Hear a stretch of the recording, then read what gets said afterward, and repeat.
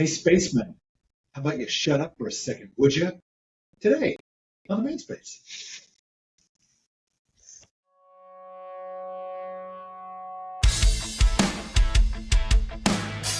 Welcome to the Manspace podcast. We're your hosts, Doctors Matt Brown and Rob Porter, and clinical therapist Mike Porter. Welcome, space. We embrace.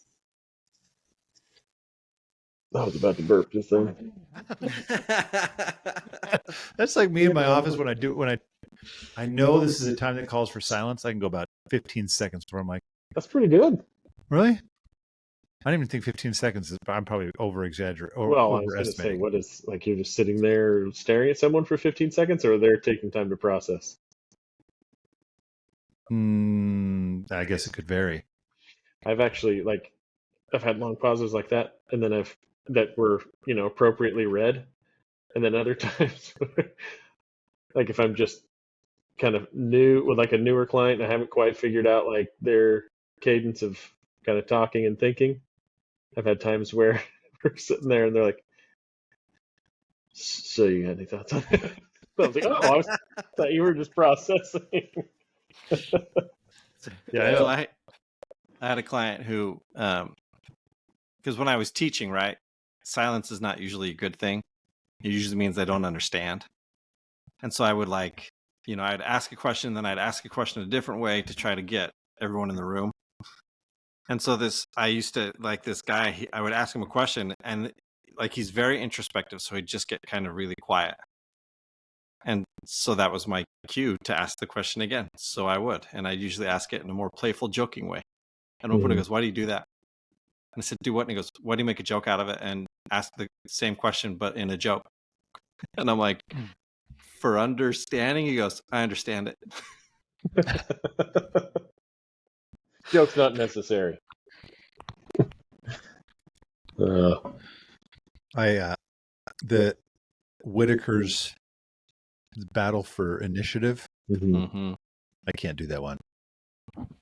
That's the one where you your client has Wait to for them start. to tell you. Yeah, so where you just sit there. You just sit and wait for them to start, and it's like I can't do it. I always be like, "Well, what about this?" Yeah. Well, that's with teenagers. That's the hardest thing. Teenagers. Because if I'm not asking them a question, they'll just sit there. Mm-hmm. And so I'm always like, that's a really hard one with teenagers. Dude, I think we just slipped into the topic without even saying what it was. That was weird. No, remember I said we're going to be silent? Okay, we're talking about silence. Times when silence is called for, according to psychology. You guys remember SBVs and SBDs? I know SBDs. What's the first one? Silent but deadly. Violent. Yeah. Silent but violent. Yeah. When people said that, I have heard that, and I feel like I've never known the distinction. Silent but violent. I was going to say, what's maybe the violent difference? isn't quite bad enough to kill you, but no, I thought silent but deadly was deadly. I always took it as silent as deadly was like it stinks. Silent but violent meant you pooped yourself.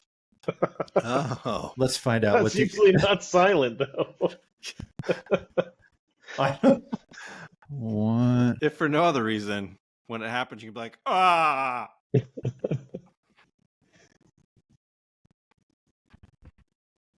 We're looking up. What? Are you looking up the distinction between the two? Let's see. Silent but violent. This is. I think it's going to say they're the same thing. I think that spacemen are probably like, this is cool. We're getting real-time research. And recently, the silent but violent term has been co-opted, in advocacy efforts that silence is violence. You can't just... So what if you dropped an SBV in that circle? I'm just being quiet until everybody else reacts. Deadly. I'm just going to leave lots of periods of silence. Like in our episode. Yeah, introduce the topic and then it's 45 minutes of silence. You're welcome, spaceman. Time to ponder. And join us next time on Still no clarification, No, huh? it sounds like they're used interchangeably. This person says, silent but deadly is such a stupid term, when silent but violent is sitting right there. Wait, what? So They're you're saying, okay? So silent but why would deadly you- is like you drop a bomb and leave. No, Silent- they're saying, why would you use the term silent but deadly when you could just say silent but violent? It rhymes. Same idea. I like that someone bothered to make a Reddit about that, but I guess I just bothered to spend 2 minutes looking it up. Yeah, so you did. Who's the dummy here? I Farts ain't no Explained on dummy. the University of Melbourne. Silent but deadly, Farts Explained. That's like an actual research article. Is it in the same article that Steve published as It's University of Melbourne.edu. those Australians? It does help us to know to begin with. They need to start with a baseline. What is a fart? So that's like the intro and That's background. the intro. A fart is made from air that is swallowed with food. Is that true? I thought it was gas developing in the intestines Farts too. also contain carbon dioxide, methane, and hydrogen, which is created during digestion. Methane and hydrogen are flammable gases, as many of us know, and as this says, which is why you can light your farts. Blue darts. Yep. Why do farts smell? We can get into that. Has to do with what you eat, bacteria, digestion. Why do Bill's farts linger? Why do Why do Bills? what farts linger? I think you're using a generic fill in the blank. How come Bill's farts always linger? Oh, I actually read a study that said that inhaling somebody else's farts contributes to some health benefit. And so they were talking about it in relationships and how you should probably thank your partner for the health benefits when they fart next to you. So there's that. This was not a helpful digression. Spaceman, if you're still with us, today we're talking about the value of silence when it's not related to flatulence. That just makes people angry. Maybe that's what it is. Well, when you're talking, Mike, jump in and tell us about where this observation came from for you, because I'm thinking of like 3 different ways of thinking of silence. But anyway. Well, so for me, like I came across this article from hackspirit.com, just so you know. And it was 9 moments in life where the best thing to do is to keep silent according to psychology. And the first 3 seemed kind of like variations on the same thing. And it just got me thinking, we so often have, at least I do, right?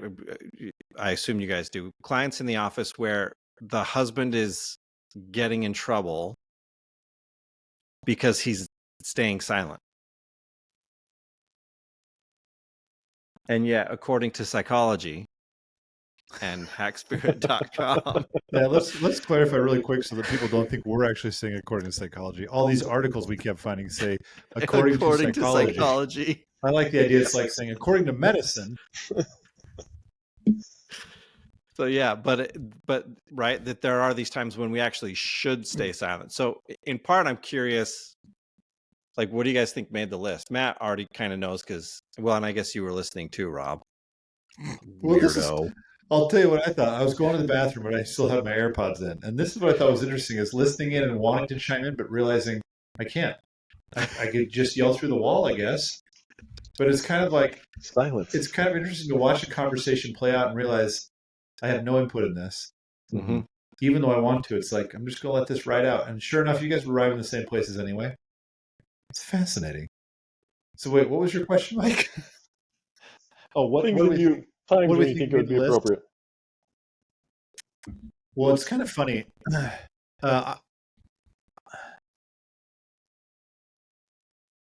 My generic statement of when it's appropriate is when you're listening to somebody, which is obvious. That was on the list. Listening? Yes, in like 3 different versions. I mean, I have a list too. I looked at the Times of India list Is theirs also according to psychology? I don't know what theirs is. It's kind of funny because it's timesofindia.indiatimes.com. I don't know what that means. But it's listed as like a slideshow that you would see on someone's Instagram story. Huh. Okay. Yeah. So it doesn't say it's according to Psychology. This is written by Sonal Khandelwal. Is he or she a psychiatrist or a psychologist? I do not know.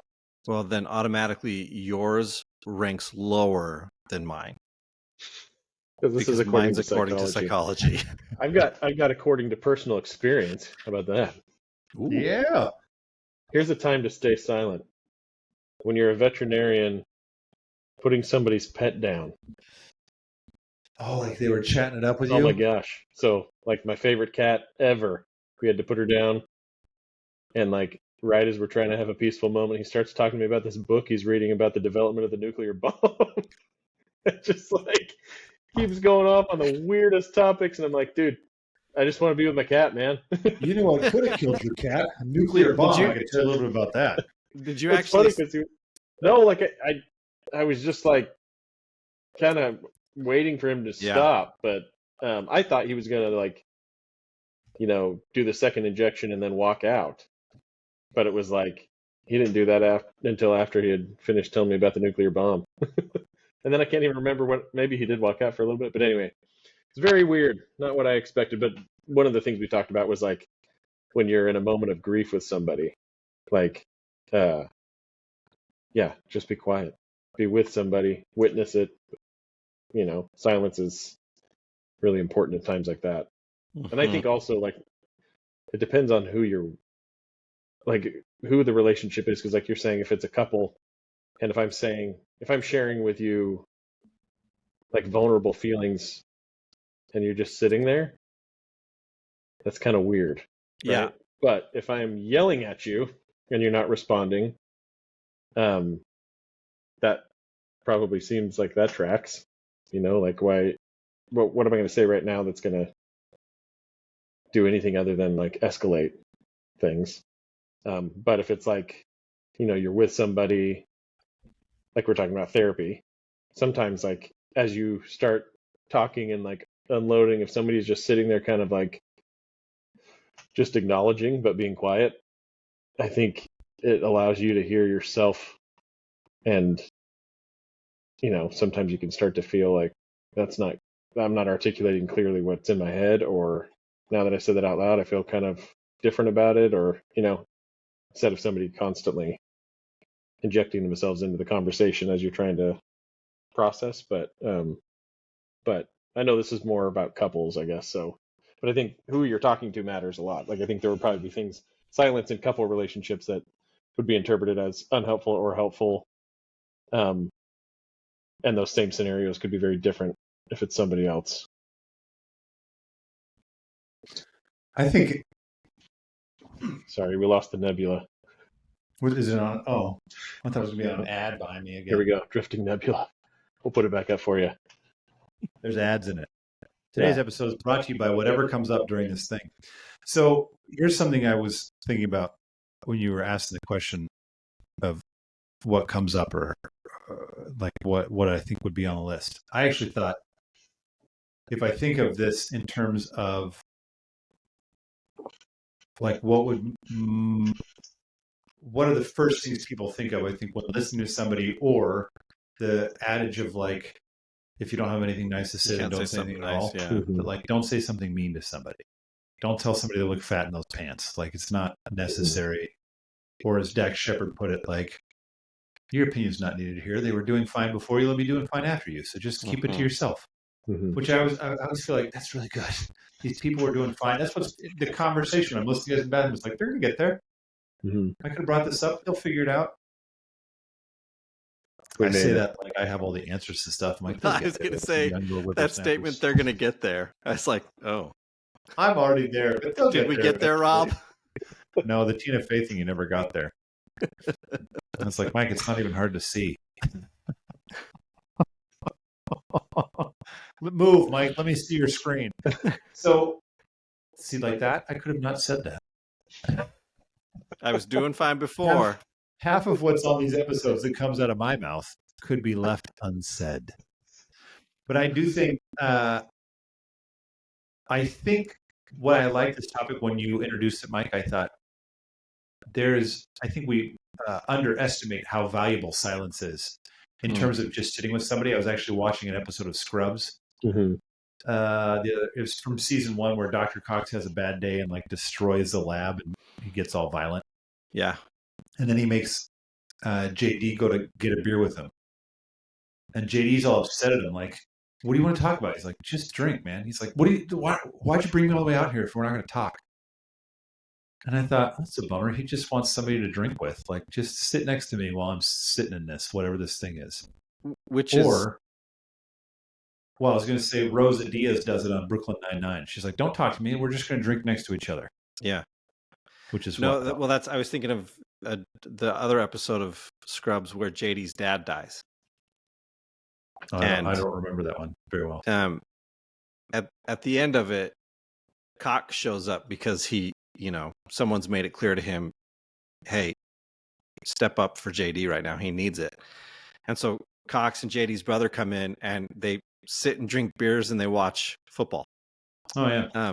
Because that was right. Like they didn't need to sit and necessarily go into what he was feeling. They just needed to be together. Yeah. That's what I think there's a balance to be struck, which maybe we can talk about. I think we should go through some of these lists, but because some I totally agree with on these lists, and some I feel like, no, that can be taken the wrong way. But I think there has to be a balance struck, because it's not enough to just say, we won't speak of this thing. Like sometimes it's good to be silent while someone processes something. Like if you're in your own grief, it doesn't mean just stay silent about your grief. It may mean that when you're with somebody who's in their grief, you stay silent and kind of be in their grief with them as they talk. Doesn't mean, because I think too many men will say, yeah, babe, I listened to the Manspace podcast and told me just be silent. So the doctor said it, so it's good. Well, and you go back to that, a long time ago, we talked about empathy, and there's that little TED talk from Saint Brene. Saint Brene! And it's right, like in her example, it's the difference of like there's the one person who keeps poking their head down and saying like, hey, the exit's right here. You can just you just climb up over here and you're good, right? Versus the one who's just sitting down there in the emotion with the person and just be like, hey, so I'm here. And when you need me, you already know where to find me because I'm here with you. Yeah. But I think there are a lot of times, it's kind of meditative too, I think, to be able to just say, I'm just going to sit in this for a second. I had a client yesterday, weird, Rob, stop making stuff up, where she's just telling me all these things that are going wrong. And there was nothing to say. Like it was just kind of listening. She was crying. It was virtual. She was crying for a while. And there's nothing to be fixed. There's nothing. It's not a therapy related thing. It's just kind of something that's going on, if that makes sense. So the only thing to be fixed was like, well, tell me about it and why it sucks so bad. And the most I said was, man, that freaking sucks. Like that would exhaust me. And then we just left it there. Like, and she cried and talked some more. And I talk a lot in therapy sessions, but it was like one of the rare sessions where I mostly just sat and listened the whole time. Mm-hmm. Or the woman who described finding her son after he killed himself. For 50 minutes, I didn't say a word. Mm-hmm. Until the end when I was like trying to keep it together. Well, I get down for 2 weeks from now. I'll see you guys in 2 weeks. Yeah. So, whose list are we using? I mean, it feels like clearly the one that is according to psychology. Oh, well, can we clarify too? These are recommendations of when to be silent. Yeah.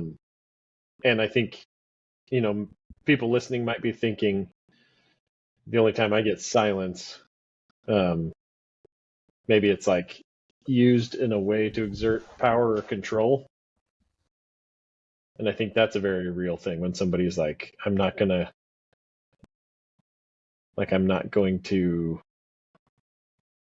what is the word I'm looking for? Basically, I'm not going to reward that behavior with a response, satisfaction. right? Yeah. It's almost like a punishment. Yeah. And that's not to say that the person who's in this scenario may be yelling at their partner is doing the right thing either. But I think if it's like a deliberative, is that a word? Sure. Deliberate. Just deliberate, usually. What did I mean?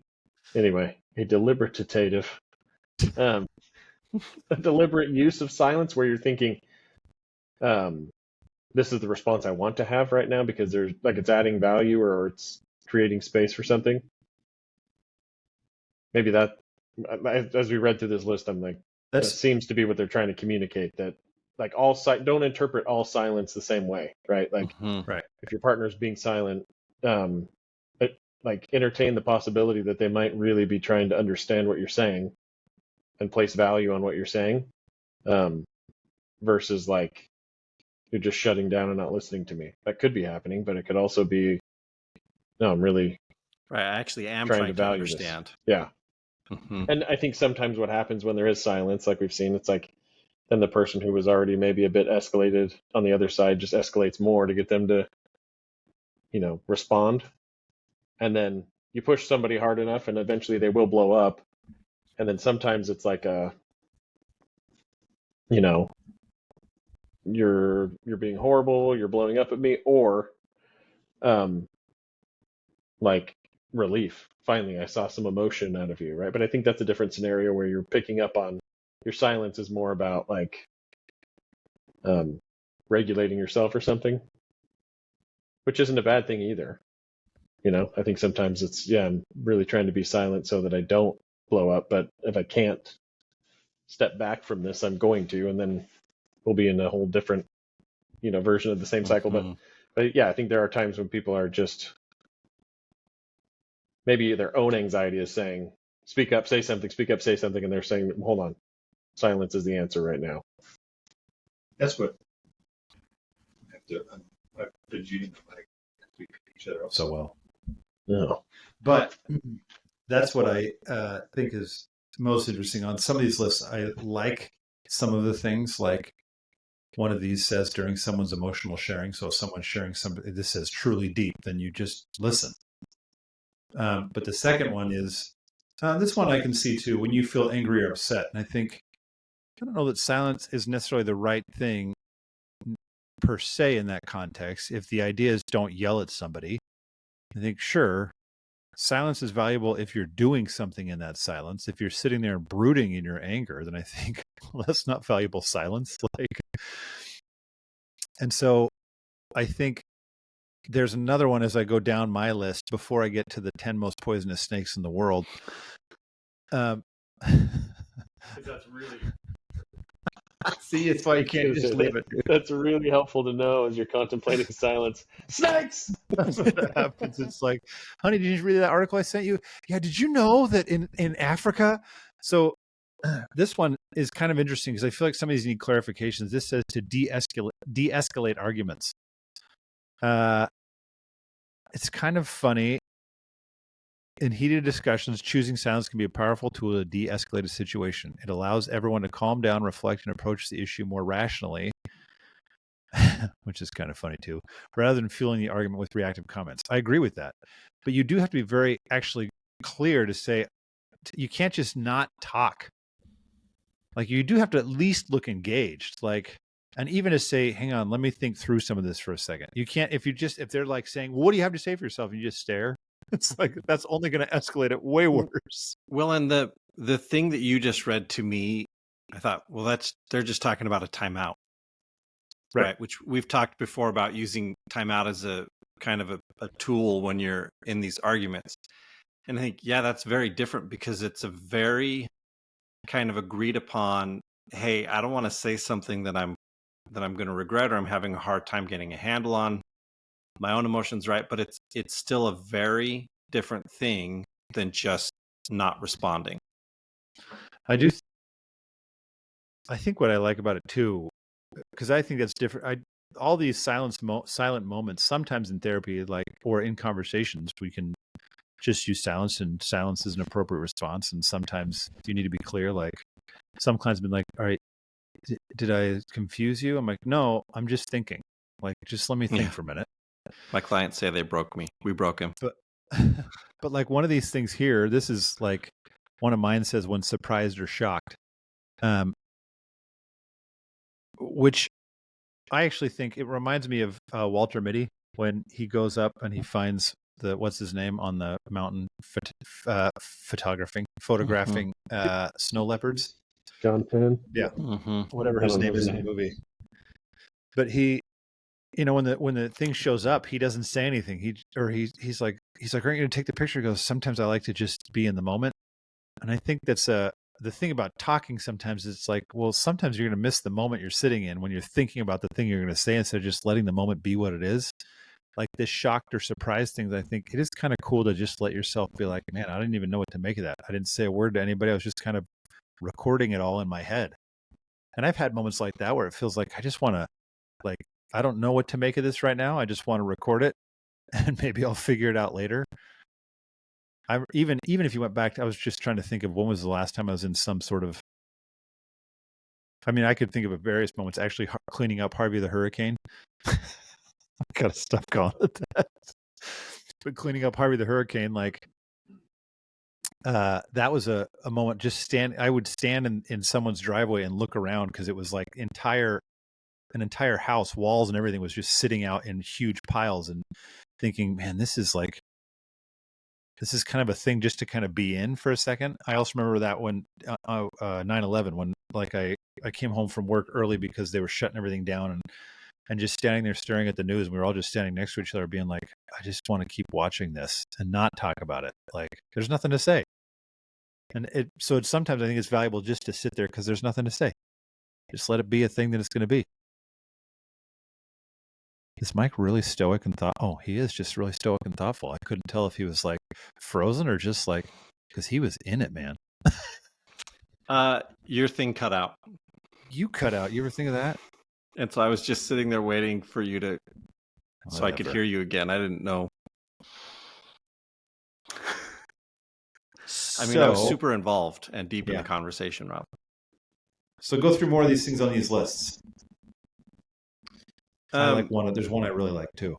I was going to say the one that, where was it? I mean, we kind of already brushed on it a little bit, but to me, it is a very important one, and it actually showed up in variations on a couple of lists. And it was when you're tempted to gossip, or when someone is saying, like, speaking ill of somebody else. Although in both of those situations, I think there's a strong argument that silence is not the right move there. Particularly if they're actively speaking ill of someone else, because silence can often be misread as acceptance. And so then it becomes, well, yeah, I mean, Mike agrees with me. He didn't say anything when I was saying it, so he must agree with me. Where no, really, I just don't want to participate in the negative thing you're saying, but it can often be misread. But I do think that's an important area where, like, to just kind of not engage. It becomes pretty obvious pretty quick. Some of the other ones on my list are like fairly obvious, like someone asks for silence. And one says, in confidential or sensitive scenarios, I think, yeah, obviously. But this one I actually like, that I feel like we could talk about this with men in particular, maybe with Rob in particular. If you lack knowledge on the subject. That showed up on one of my lists. Like, I actually feel like that's more valuable than it seems at face value. It's like, well, yeah, obviously. It's like, yeah, but many of us have a very hard time just being like, well, help me understand this then. Yeah. Like, if we made this relational, I think it's funny how often we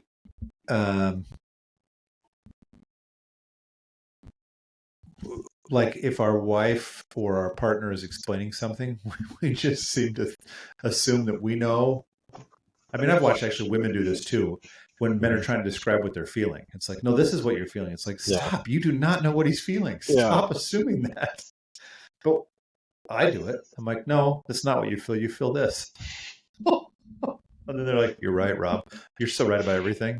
You should always have something to say about every topic because there's nothing you don't know everything about. That's a good sentence. There's nothing you don't know everything about.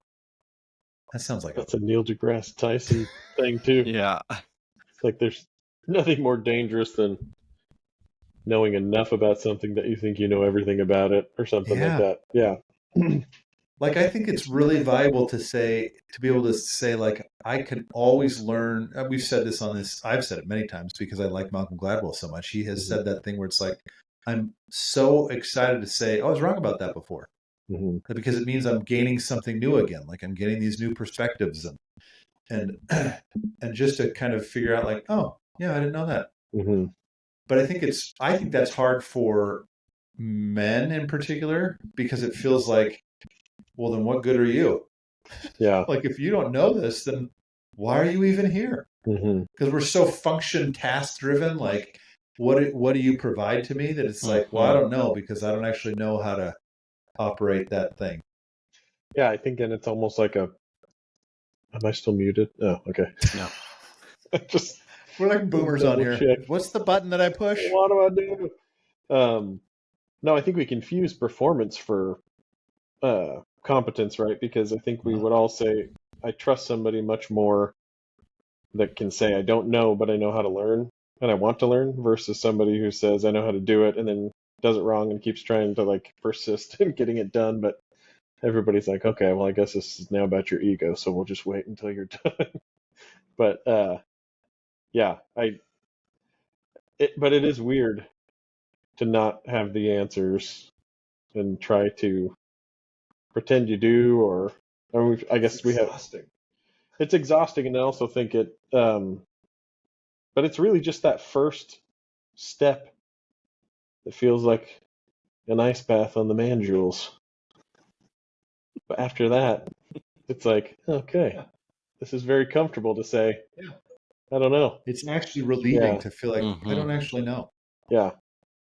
I don't know, but I think sometimes it's I don't know, and I don't really care to know because my priorities are somewhere else. But yeah, I really respect a man who can say, and I can't say that I do this as often as I should, right? That I can say, like, I have no idea about that. Like, teach me about it, or show me, and then just listening, right, and watching, and maybe some follow-up questions. But do we do that enough with our wives? Right.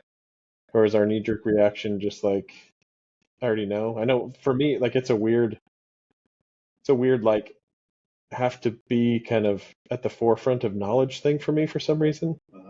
So, and oftentimes, like, if my wife will say, hey, did you see this? I legitimately have already seen it, right? But I can feel like, even when it's something that I haven't seen, I can feel this tendency to say, like I didn't see that, but I know this about it, and I know this about it. And it's like, she doesn't care. She's just trying to show me something. But it's like, even knowing it, I still can't catch myself as much as I want to in the moment, where I'm like, why am I doing that? And also, what experience is she trying to have with me by sharing it with me?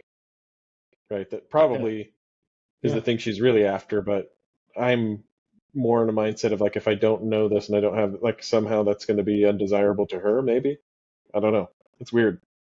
I wish I was better at catching it in the moment. Like, it's kind of embarrassing after the fact to think, like, oh, I did it again. Why did I do that? Like, yeah. And you just feel like, well, and like that embarrassment just causes you to double down on it. Well, let me show you something else I know. It's like, geez, man, just chill out. I'm trying to be kinder to myself in moments like that, because I tend to get, like, really hard on myself about it. But well, there's our ad in the background. Artcast, guys, $4.99 a month. Oh, sweet. I was wondering. That's. I mean, I've done that many times where it feels like, yeah. Where, and this is, I mean, obviously, it's probably where the mansplaining thing came from. It's like, we always think we have to know. And I've tried to tell my wife, but still I'm like, shut up, Rob. because I've tried to explain, like, it's not that I think I know about this. It's what you said. It's like, well, I know these things, so I can imply this about this. Mm-hmm. So when you asked me that question, I kind of used this reasoning over here and said, well, it's probably this. Mm-hmm. But then it makes it sound like Rob just thinks he knows everything. Like, I really don't, and I know that, but I think I know that. Mm-hmm. But then I get caught doing it. Yeah. Even though I've had some rare moments where I've been in like a meeting of some sort, and somebody has said, "I really appreciate that. Like, you don't feel the need to like say something, that you're very slow and deliberate, and you listen a lot." And I always feel like, you should have been here last meeting when I couldn't shut up. And I was like, no, you're wrong. Let me explain something to you. Remember when you used to say no at the dartboard? Just No. Yeah, the tone you used reminded me of. He's probably passed since last time I met him, but Eugene Mead, old school family therapist, and he I remember this woman in my cohort was just trying to practice, like, I don't even remember what it was. It was just a role play, and he told her to do something, say it a certain way or something. Yeah. And he was like legit side straddling her, like in his chair, right up next to her. And she starts to talk, and obviously she's nervous because she's got this dude like hovering. And every time she opened her mouth, he's like, no, no, no. He just like lost it, started crying, and walked out of the room. And we're all like just mortified for her. And he's like, what happened? I'm like, I think you yelling no in her ear scared her. That's right. I've done that to people. I did that just recently to some client. She starts saying something like, no, that's not that. Sometimes, I mean, admittedly with my client, I'm doing it because it's like, we've gone this way before and you're not getting what I'm telling you. So I need to tell you this way.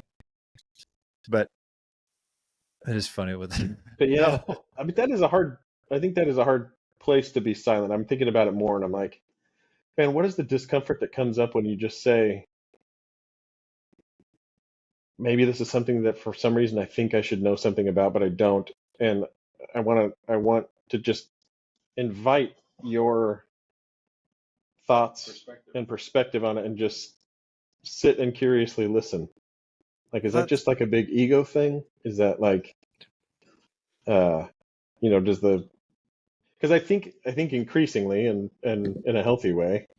I was just reading, like, right when we were starting this, another little article about actually it was ChatGPT, and then I started going down a little query rabbit hole. But I was asking, like, about specifically what's the most important thing for men to do when you are trying to support your partner's goals and aspirations. And one of the things that came up was like listening, obviously, but then like cheerleading. And I think in some ways, like, does it feel like sometimes as men, is it uncomfortable for us to, like, when it comes to topics that we should know about, like, give the space for our partner to be in like a more informed or expert position on something? And like you said, maybe with women it's about other things, right? Where we tell each other about something versus listening to, like, what do you know about this and what's your perspective on it? What is at stake there? What's uncomfortable that like would prevent silence? I don't have the answers. I mean, I know it in a bodily sense. I know what it feels like. It's just tightness kind of in your gut and like discomfort for me. To not have the answers. To not have the answers and to invite, like, teach me. Yeah. Right. Yeah. I mean, the generic answer to me is like, there's a deep insecurity. Yeah. Because I think maybe it's individual, because not everybody's that way, but but stereotypically, societally, we do tell men you should know. Yeah, you should know how to do this stuff. And there's even been times I've had moments where it's like, I can think of in-laws or even like friends where they're like, Rob, you don't know how to do that? Mm-hmm.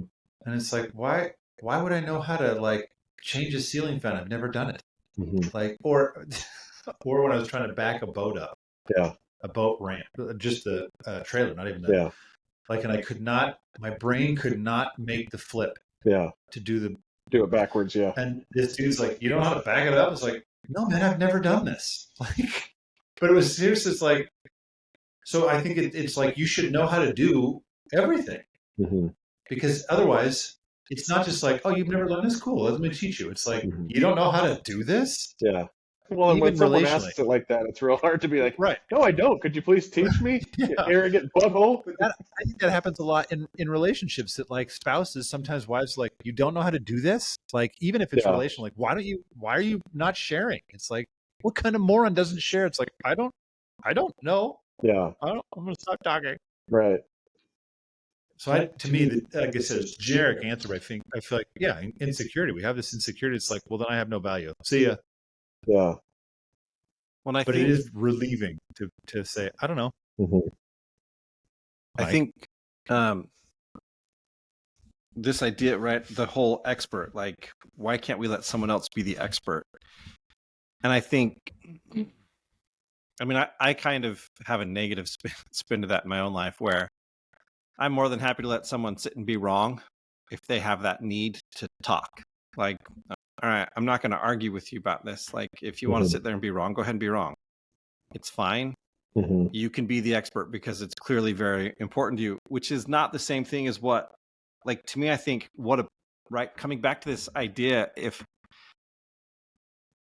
most men struggle with this insecurity of, I don't know enough, then I think, how powerful is it to, knowing you're the expert in the room, sit there and let this person be the expert for 2 minutes about this thing that they've just learned? What does that do for their confidence level? It doesn't matter that everything that they've just said you've known for years. What does it do for their confidence level to sit and be the expert for 2 minutes? But here's something else too. I agree with that, but it's a mistake to think, I've known this for years and you just learned it and I'm listening to you. I won't learn anything from you.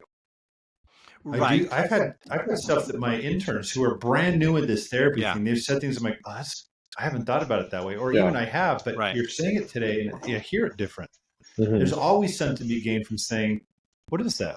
Tell me what you think about that. Well, and that was the other part of, like, you know, when we were using the example of, you know, our wife comes and, hey, have you read this? And, well, I know this and I know this, so I don't know that, but I can infer these things. I think my thought was, right, but maybe she'll see something in it that even if your inference is correct, it's not going to tap into the thing she saw. And so by allowing her, that sounds terrible. By listening to her share, right, you are opening yourself for this chance of a different perspective of, oh, I hadn't thought of it that way before. Or, you know, it, like you said, Rob, I'm hearing it differently today than I've heard it before. It's interesting. It makes me feel like one of the things we need to do, I don't know how long we've been going now because we started early and then chatted, but it doesn't matter. I was just thinking, one of my take homes already is a call to inaction. A call to shut your pie hole. I think all spacemen for the next week should make this attempt to say more often, whether it's to say, I don't know. Not necessarily even just like, I don't know about this topic, but like, I don't know your experience. Help me understand what your experience is. To just be quiet more. Like, I really think there's so much. If we go back to last episode where I got so excited about that use of the word humanity, there's so much like human experience in just being. You don't remember saying that, Matt?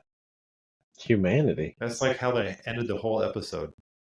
I remember the word. I'm trying to remember what the topic was. What I said about humanity. You just used it once. Okay. But I think there's something we rob ourselves of. It's actually why people like to go to concerts, and you're kind of experiencing something with a whole room full of people without actually saying anything necessarily. You're just kind of in this moment with these people. And so I think I was thinking to myself, I wanted this next week I've already been working on this. We've talked about on previous episodes. I've worked on this idea of like saying, maybe I don't know. And when my kids say, what's this? To go, I don't know. Sometimes I'll ask my wife questions and she'll go, she's like, make fun of me. She's like, because I'm like, I don't know what this is. She's like, yeah, it's unknowable. I'm always like, stop it, Becky. But thinking, I wonder how hard it is to live with me. Like, I wonder how much I don't recognize I am mansplaining my wife, or I am like not listening to her. I'm telling her what her experience is or something. That I think, I wonder how different it would be if I just listened more and took a little bit more active interest in like, help me understand what this is, what your experience is of this. And didn't try to solve things. I try, as much as I tell people not to do this, I try to solve stuff all the time. Like when I'm sitting there in the bathroom and listening to you talk about, I don't know if it's the Tina Fey, and I was like, move, Mike, I'll fix this. But I wasn't in the room. By the way, I knew it wasn't the Tina Fey, just to clarify. Writing for hackspirit.com. She's really fallen far. But that was, I don't, from 30 Rock to I think that's why I think it's a call to inaction. Like, listen more. Like, be silent more. Like, what kind of experience could you have? Like, Matt, your story with the dude getting the Thai food or whatever it was, where it's like you're just kind of watching this dude, like watching it play out in front of you, like. Yeah. And then at the end, being like, by the way, I'm a therapist, so. I do think there's benefit too. Like I was just thinking about, a handful of conversations with Jenner where she'll be expressing a problem and like I'm sitting there and the thought is, I don't know what to say to this. Like I just don't have a response. And for the longest time, I wouldn't say anything. And then she would ask like, well, like, what do you think about this? Or what do you, whatever. And so I would come up with something because I had been asked. And lately I've gotten in the habit of just saying, I don't know what to say here. I think I understand what you're talking about, but I don't have a response for it. And it's a weirdly freeing thing to say, I don't have words in this moment. That's deep. No words necessary. Right? I mean, Matt, any final words from you? Just listening. This is a whole other, both of us, a whole other element of silence too. So I don't think it's worth going all the way into, but the practice of silence, I think, can be really helpful too. I mean, it gives you like a relief. Like so much of the time, we just have like information coming at us. Yeah. Like drive home. Literal, yeah. Yeah, I mean, like how many of us now? I don't know. I guess talk radio was a big thing back in the day, but like how many of us now just drive quietly listen in a car. to like books, podcasts, other things versus music, right? Or versus silence. Like when I've driven home, sometimes it's like, well, I got to take advantage of this time that I'm sitting here in silence. I better learn something, right? Instead of like maybe sitting here in silence and rolling down my windows and like smelling the dank Houston air would be better. So I should be careful what I say about Houston. I don't know if you guys saw that Charles Barkley thing about Galveston. All these people are like up in arms about it. He's like, Galveston, that beach with that nasty water. It is nasty water. But yeah, I think just having a practice of silence, whatever that is, throughout your day is helpful too, because it's also very meditative. Yeah, we can just be like super overwhelmed with information, and I think maybe sometimes that's what men are seeking, is just like, I haven't quite filled that tank for myself. I need some silent time, and man, I think everybody needs it. I don't think it's just men, but well, and I do think too there's a difference. Like, I think you're right. Music, like listening to music, is very different than a podcast or a book or something where you're having to process thoughts and ideas. But even music, I think, no, but you're still piping noise in as opposed to just sitting. Like when I flew out to Idaho for Allie's graduation a couple weeks ago, I decided to just sit in the airport and not read my book and not be on my phone and not have headphones on and just sit and listen to conversations around me. And I walked slowly from, the one gate to the next. And because I thought, oh, there's so much happening around me. And it was interesting to just kind of take all of the noise in and not be adding to it.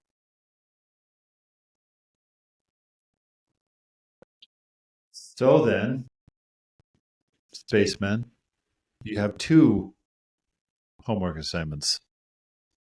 One is a call to inaction, and another one is also a call to inaction. Listen more and cultivate a practice of silence. And then come back on the next episode when we record just dead air for you to practice. You can say you listen to a podcast of nothingness. Next time on the Manspace. Within the sounds of silence.